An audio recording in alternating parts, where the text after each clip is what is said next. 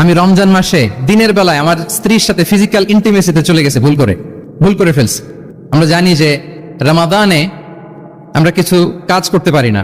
সিয়ামের সংজ্ঞাই হচ্ছে আসসামু হুয়াল ইমসাক আনিল আকলি ওয়াশ শুরবি ওয়াল জিমাই মিন তুলুইল ফাজরি ইলা গুরুবিশ শামসি মা আন-নিয়া। মানে রোজা হচ্ছে এটা এমন ইবাদত, সূর্যোদয় থেকে সূর্যাস্ত পর্যন্ত না খেয়ে থাকা, কোনো কিছু পান না করা, এবং দিনের বেলায় বিবাহিতরা তাদের স্ত্রীদের সাথে ইন্টিমেসিতে যেতে পারবে না। এটা যদি কেউ মেনটেন করে এটা হচ্ছে সিয়াম।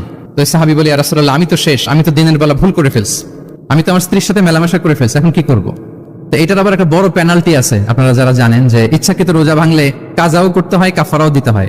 কাজা মানে একটা রোজার জন্য একটা রোজা, আর কাফারা মানে হচ্ছে আরো 60টা রোজা রাখতে হবে। কয়েকটা জিনিস আছে, বেসিক্যালি 3টা। তো রাসূল সাল্লাল্লাহু আলাইহি ওয়াসাল্লাম তাকে বললো যে তোমার তো পেনাল্টি হয়েছে, তুমি তো বড় ভুল করে ফেলছো, তো তোমার কাছে কি এরকম কোনো দাস আছে যেটাকে তুমি আজাদ করে দিতে পারবা, মুক্ত করে দিতে পারবা, তাহলে পেনাল্টি আদায় হয়ে গেল। সে বলে, ইয়া রাসূলুল্লাহ, না, আমার তো এত সক্ষমতা নাই, আমার কাছে তো কোনো দাস নাই। আচ্ছা, দাস নাই। তো রাসূল সাল্লাল্লাহু আলাইহি ওয়াসাল্লাম বললেন, তাইলে তুমি টানা 2 মাস রোজা রাখতে হবে, তাইলেও পেনাল্টি হয়ে যাবে, আদায় হয়ে যাবে, পারবা? সে বলে, ইয়া রাসূলুল্লাহ, 2 মাস রোজা রাখা তো এটা কঠিন হয়ে যায়, ইটস নট এ জোক, টানা 60 দিন কি করে রোজা রাখবে? তো রাসূল সাল্লাল্লাহু আলাইহি ওয়াসাল্লাম বললেন, এটাও পারবো না, তাহলে 60 জন মিসকিনকে খাবার খাইয়ে দিতে হবে এজ এ পেনাল্টি। বড় অন্যায় করে ফেলছো, 60 জন মিসকিনকে খাবার খাওয়াবে, এটা পারবা? সে বলে, ইয়া রাসূলুল্লাহ, এটাও পারবো না। কয়টা অপশন দিয়েছিলেন রাসূল সাল্লাল্লাহু আলাইহি ওয়াসাল্লাম? আওয়াজ করে বলেন তো কয়টা?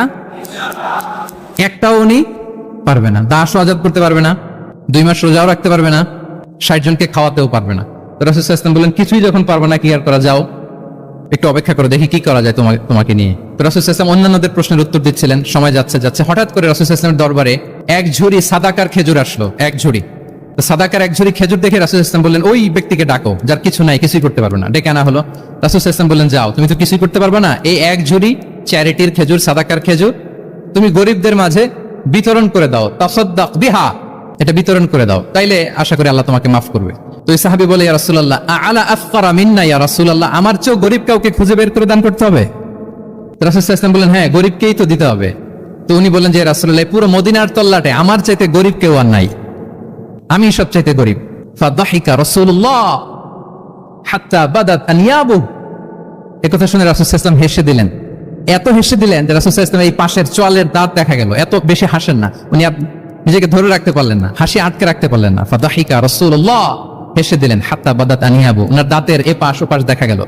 তো রাসূল সাল্লাল্লাহু আলাইহি ওয়াসাল্লাম বললেন, যাও, দাস মুক্তি করতে পারবে না, 2 মাস রোজাও রাখতে পারবে না, তারপরে 60 জনকে খাবারও খাওয়াতে পারবে না, এখন দিলাম চ্যারিটির এক ঝুড়ি খেজুর, এটা গরিবদের মধ্যে দান করে দাও। তুমি বলো যে তোমার চেয়ে গরিব আর কেউ নাই, তো কি করা, যাও তুমি তোমার ফ্যামিলি নিয়ে এটা খাও, তোমার ফ্যামিলির মেম্বার্স যারা আছে এদেরকে নিয়ে এটা কি করো, খাও।